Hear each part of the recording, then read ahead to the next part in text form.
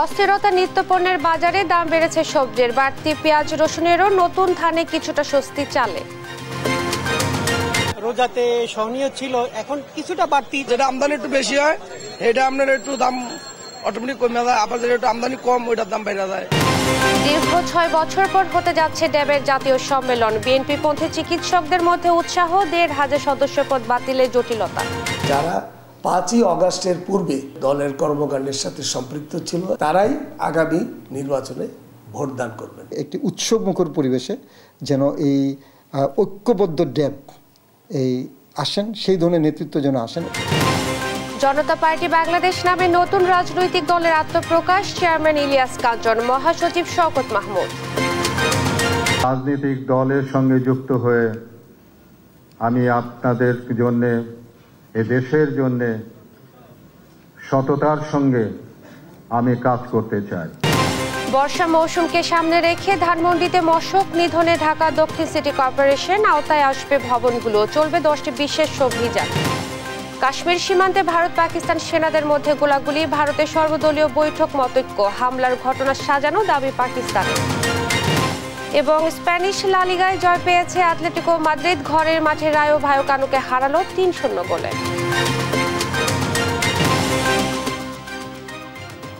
দেখছিলেন সংবাদ শিরোনাম, সঙ্গে আছি আমি ইশরাত জাহান মনি। এবারে বিস্তারিত। রোজার মাসে স্বস্তি মিললেও বর্তমানে কিছুটা ঊর্ধ্বগতি দ্রব্যমূল্যের বাজার। শুক্রবার বাজার ঘুরে দেখা যায় এমন চিত্র। আলু, টমেটোর মতো অধিকাংশ সবজির দাম স্থিতিশীল থাকলেও সরবরাহ কম থাকায় বেড়েছে বিভিন্ন সবজির দাম। বাড়তি সয়াবিন তেল ও মশলার বাজার। বেড়েছে পেঁয়াজ, আদা 80 ও রসুনের দাম। এদিকে নতুন ধান উঠতে শুরু করায় কিছুটা কমতে শুরু করেছে চালের দাম। 28 বিক্রি হচ্ছে 58 থেকে 60 টাকা কেজি দরে। মিনিকেট চাল বিক্রি হচ্ছে প্রকারভেদে 82 থেকে 90 টাকা কেজি দরে। অধিকাংশ নিত্যপণ্যের দামে ক্রেতারা এখনো সন্তুষ্ট থাকলেও দাম নিয়ন্ত্রণে সরকারের নজরদারি বাড়ানোর দাবি তাদের।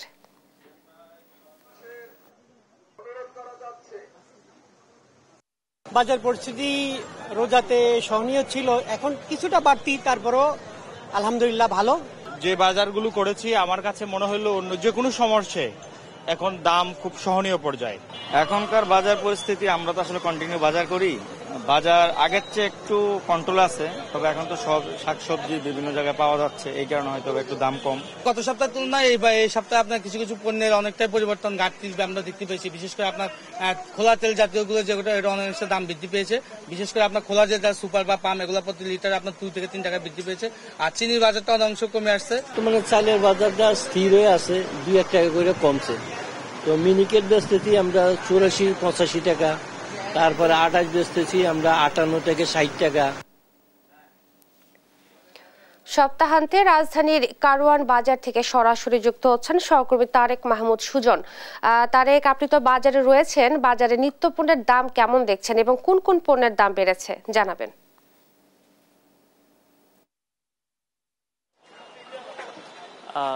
যেমনটি জানেন, বাজারে কিন্তু সয়াবিন তেল, পেঁয়াজ এবং মশলার দাম বেড়েছে। এছাড়া অধিকাংশ সবজির দাম স্থিতিশীল রয়েছে। কয়েকটি সবজির দাম সরবরাহ কম থাকায় কিন্তু 5 থেকে 10 টাকা বেড়েছে।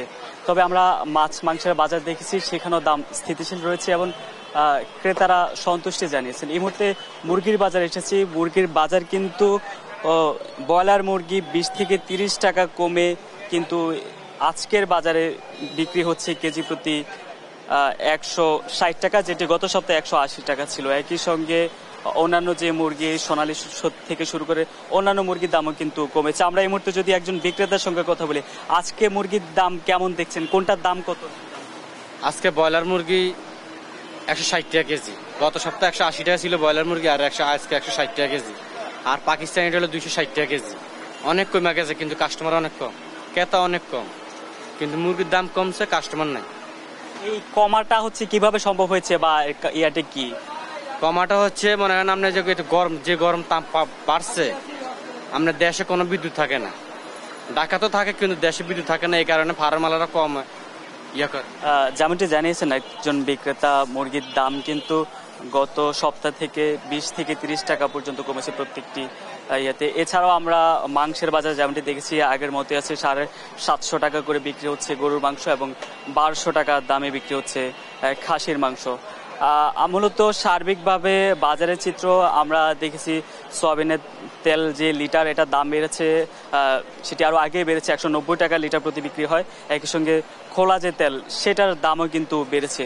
তবে চালের দাম কিন্তু কয়েকজন বিক্রেতা আমাদেরকে যেমনটা জানিয়েছেন 5 থেকে 7 টাকা পর্যন্ত কেজিতে চালের দাম কমতে শুরু করেছে। একই সঙ্গে যেমনটি জানিয়েছেন যে যেহেতু নতুন ফসল উঠতে শুরু করেছে, এই পরিস্থিতিতে সামনে চালের দাম আরও কমবে এমনটাই কিন্তু একটা সম্ভাবনা রয়েছে বলে বিক্রেতারা আমাদেরকে জানিয়েছেন।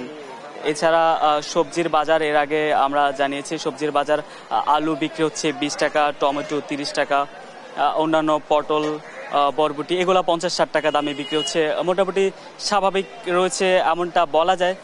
তবে নির্দিষ্ট কয়েকটি পণ্যের দাম এই বাড়তি থাকার কারণে কিন্তু যারা ক্রেতা তারা বলছেন সার্বিকভাবে এই পণ্যগুলোর দামও যাতে নিয়ন্ত্রণে আনতে সরকার প্রচেষ্টা চালায় এবং যথাযথ কর্তৃপক্ষ ব্যবস্থা নেয়।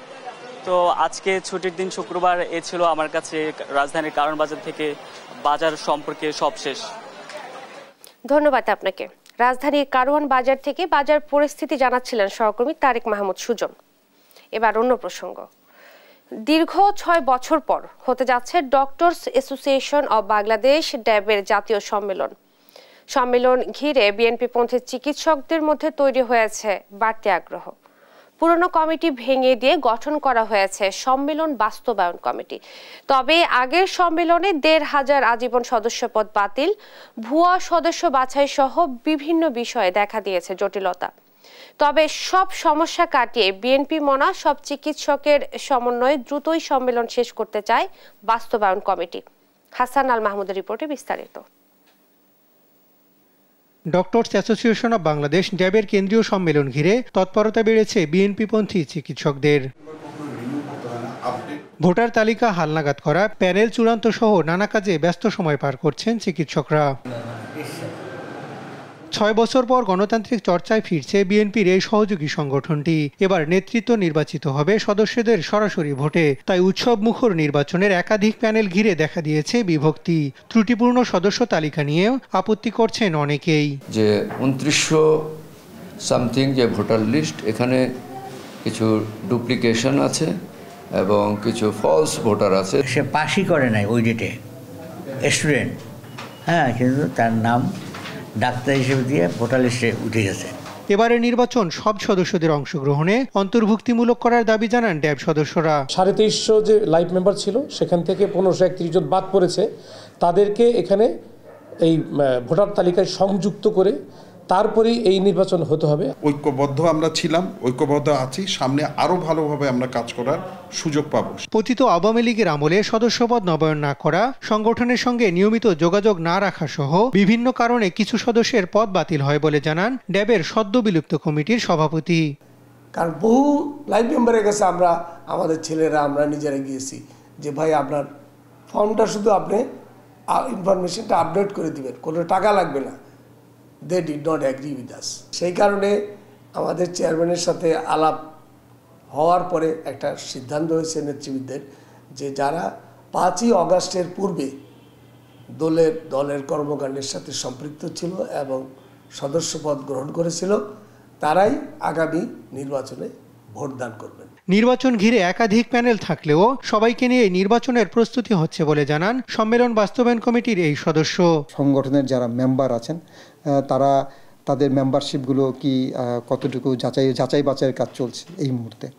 তো সেখানে আমরা আশা করি যে একটি উৎসব মুখর পরিবেশে যেন এই ঐক্যবদ্ধ ড্যাব আসেন, সেই ধরনের নেতৃত্ব যেন আসেন। দ্রুত নির্বাচনের দিনক্ষণ ঘোষণা হবে বলেও জানান তিনি। হাসান আল মাহমুদ, দেশ টিভি, ঢাকা।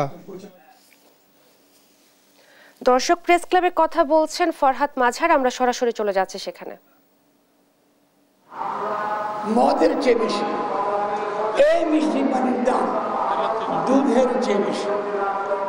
আপনারা যারা ভাই বোনরা সাংবাদিকরা যেখানে আছেন, আমি আপনাদেরকে মনে করে দিতে যাচ্ছি, এই যে সম্পদ যেটা আল্লাহ আপনাকে দিয়েছে আপনাদেরকে দিয়েছে। এই শুধু এই সম্পদ সুরক্ষার মধ্য দিয়ে আমরা 3 থেকে 5 বছরের মধ্যে যে কোনো ধনী দেশের কাতারে পৌঁছাতে পারি। এটা আমাদের অর্থনৈতিক সম্পদ। ফলে সুপেয় পানি যারা নষ্ট করছে বিষ দিয়ে, টক্সিক রাসায়নিক দ্রব্য নদীতে সমুদ্রে ফেলে দিয়ে, এদেরকে ক্রিমিনাল হিসেবে গণ্য করতে হবে। তার জন্য আমাদের অবিলম্বে ফৌজদারি নেওয়া দরকার এবং আন্তর্জাতিকভাবে যে সকল বিষ নিষিদ্ধ, কৃষির নামে যে সকল বিষ ব্যবহার করা হয়, কৃষির নামে যে সকল বিষ মাছের ক্ষেত্রে ব্যবহার করা হয়, অবিলম্বে সে সকল বিষ বন্ধ করবার নির্বাহী আদেশ আমরা চাই। কথা খুব পরিষ্কার।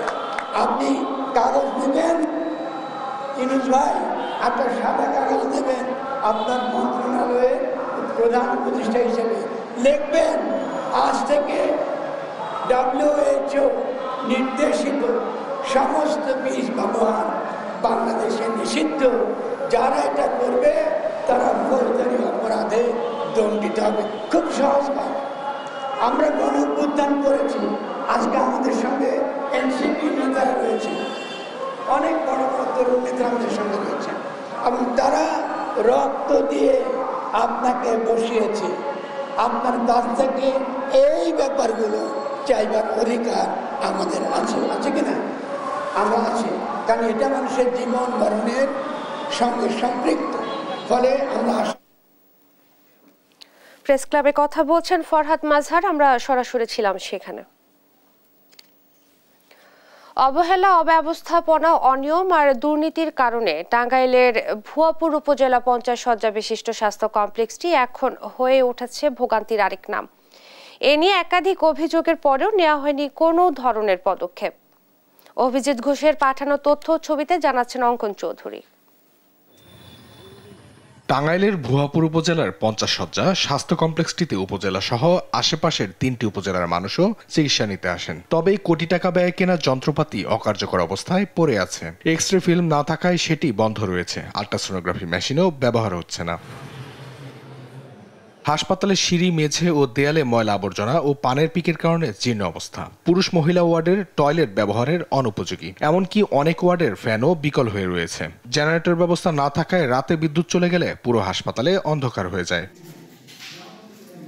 অভিযোগ আছে হাসপাতালে কনসালটেন্টরাও আসে না নিয়মিতভাবে। ঘন্টার পর ঘন্টা চিকিৎসকের জন্য অপেক্ষা করলেও ঠিকমতো সেবা পান না রোগীরা। ফলে তাদের বাধ্য হয়ে যেতে হচ্ছে বেসরকারি হাসপাতালগুলোতে। বসে নাই, এখন 10টার দিকে বসে, এখন বসবে না বসবে এটা তো আমরা জানি না।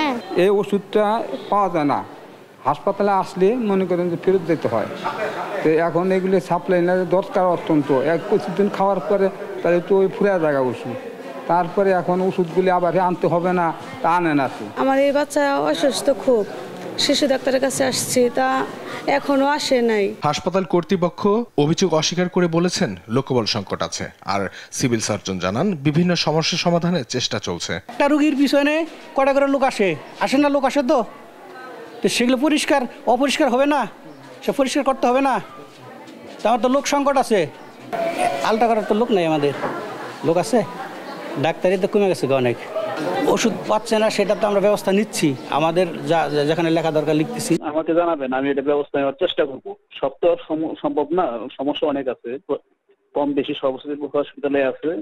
আমার লিমিটেশনের মধ্যে যেগুলি আছে এগুলি আমি কভার করার চেষ্টা করবো, যাতে এগুলি মানে কি করা যায়। দ্রুত হাসপাতালের অনিয়মের বিরুদ্ধে ব্যবস্থা দেখতে চান ভুক্তভোগী ও এলাকাবাসী।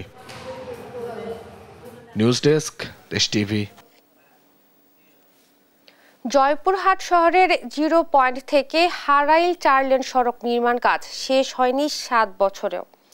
এতে শহরের চরম যানজট ও ধুলোবালির মধ্য দিয়ে চলছে হাজার হাজার মানুষ। এই ভোগান্তির যেন কোনো শেষ নেই। ঊর্ধ্বতন কর্তৃপক্ষের নির্দেশনা পেলে দ্রুতই কাজ শেষ হবে বলে জানায় সড়ক বিভাগ ও জেলা প্রশাসন। রেজাউল করিম রেজার রিপোর্ট, জানাচ্ছেন নুসরাত শোভা।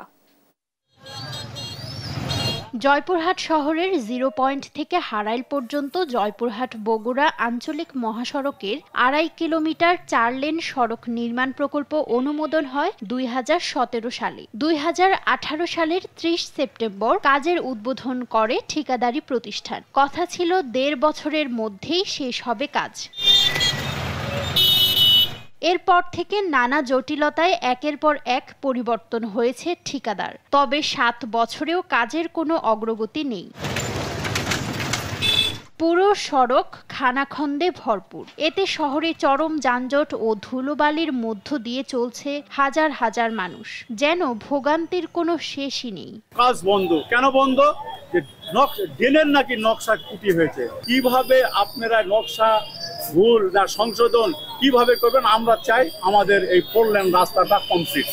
আমাদের এই ডিভাইডারটা ছোট দিলে একটু ভালো হতো, কারণ আমরা গাড়ি ঘোড়া নিয়ে যাই, গাড়ি ঘোড়া এই রাস্তাঘাটে গাড়ি ঘুরান যায় না। রোড সাইড আমাদের এটা একখানতে হয়তো 2টা গাড়ি পাস করতে গেলে এই গাড়ির সঙ্গে ওই গাড়ি বসা খাবে। ঊর্ধ্বতন কর্তৃপক্ষের নির্দেশনা পেলে দ্রুতই কাজ শেষ হবে বলে জানায় সড়ক বিভাগ ও জেলা প্রশাসন। জয়পুরহাটের কিন্তু এই একটা মাত্রই রাস্তা। আমরা আপাতত এটাকে পত্র প্রেরণ করেছি এবং আমরা মন্ত্রণালয়ের সাথে যোগাযোগ করেছি এবং অতি দ্রুতই মন্ত্রণালয় থেকে একটা যৌথ টিম এসে এটার সম্ভবত যাচাই করে তারা ডিজাইনটাকে রিডিজাইন করার জন্য সিদ্ধান্ত দিবে আমরা আশা করছি। আগামী 30 জুন 2025 পর্যন্ত নির্ধারণ করা আছে। আমরা কাজ 30 জুনের মধ্যেই শেষ করতে পারবো বলে আমরা আশা করতেছি। রাস্তাটি আরো প্রশস্ত করে নির্মাণের দাবি এই ছাত্র নেতার। 24 ফিটের 2 পাশের 2 রাস্তার মাঝখানে যদি 3 ফিটের একটা আইল্যান্ডই দেওয়া হয় তাহলে সেখানে রাস্তার প্রশস্ততা কতটুকু থাকে? তবে আর কোনো আশ্বাস নয়, দ্রুতই সড়ক নির্মাণ কাজ শেষ হবে এই প্রত্যাশা জয়পুরহাটবাসীর। নিউজ ডেস্ক, দেশ টিভি। আসন্ন বর্ষাকে সামনে রেখে এখন থেকেই মশক নিধনে ঢাকা দক্ষিণ সিটি কর্পোরেশন, জানালেন প্রশাসক শাহজাহান মিয়া। বলেন, এবার মশক নিধন অভিযানে ঢাকা দক্ষিণ সিটি কর্পোরেশনের ভবনগুলো আওতায় আসবে। সকালে ধানমন্ডি এলাকায় মশক নিধন অভিযান পরিচালনা করে ঢাকা দক্ষিণ সিটি কর্পোরেশন। 10 জনের নিয়মিত অভিযানের পাশাপাশি 10টি বিশেষ অভিযান পরিচালনা করবে ঢাকা দক্ষিণ সিটি কর্পোরেশন। এ সময় ধানমন্ডি এলাকায় পয় নিষ্কাশন ব্যবস্থা ঢেলে সাজার কথাও বলেন এলজিডি মন্ত্রণালয়ের সচিব রেজাউল মাকসুদ জাহিদি। সচেতনতামূলক র্যালিটি ধানমন্ডি লেক থেকে শুরু হয়ে আবার লেকে এসেই শেষ হয়। ঢাকা সিটির আমাদের দক্ষিণ সিটির আওতায় 10টি জোন আছে। 10টি জোনে আমরা 10টা বিশেষ কার্যক্রম নিব এবং আমাদের যে নিয়মিত কার্যক্রম সেটাও অব্যাহত থাকবে, কারণ এতে বোঝা যাচ্ছে যে আমরা আমাদের কোনো রকম শৈথিল্যতা নেই। আমরা সিদ্ধান্ত নিয়েছি যে ঢাকা শহরকে একটা মাস্টার প্ল্যানের আওতায় আমরা প্রত্যেকটি এরিয়াতে আমরা অ্যাক্টিভেটেড স্ল্যাশের মাধ্যমে অত্যাধুনিক পদ্ধতিতে আমাদের এই পয় নিষ্কাশনটা আমরা নিয়ে ট্রিট করে আমরা এটার ব্যবস্থা নিচ্ছি, যেটা আপনারা জানেন দাসেরকান্দিতে আমরা করেছি। গর্ব মোরা ইনসাফের বাংলাদেশ স্লোগান দিয়ে আত্মপ্রকাশ করল নায়ক ইলিয়াস কাঞ্চনের নেতৃত্বের নতুন রাজনৈতিক দল জনতার পার্টি বাংলাদেশ। শুক্রবার সকালে রাজধানীর হোটেল ইন্টারকন্টিনেন্টালে দলটির নাম ঘোষণা করেন জাতীয় প্রেস ক্লাব সাবেক সভাপতি শওকত মাহমুদ। এরপর দলের কমিটি ঘোষণা করেন ইলিয়াস কাঞ্চন। নতুন এ দলের চেয়ারম্যানের দায়িত্বে রয়েছেন ইলিয়াস কাঞ্চন এবং মহাসচিব হয়েছেন শওকত মাহমুদ। এ সময় ইলিয়াস কাঞ্চন বলেন, 32 বছর সরকারের কাছ থেকে কোনো সহযোগিতা পায়নি, তাই নিরাপদ সড়ক আন্দোলনকে বাস্তবায়ন করতে পারিনি। সততার সঙ্গে দেশের জন্য রাজনৈতিক দলের মাধ্যমে কাজ করতে চাই।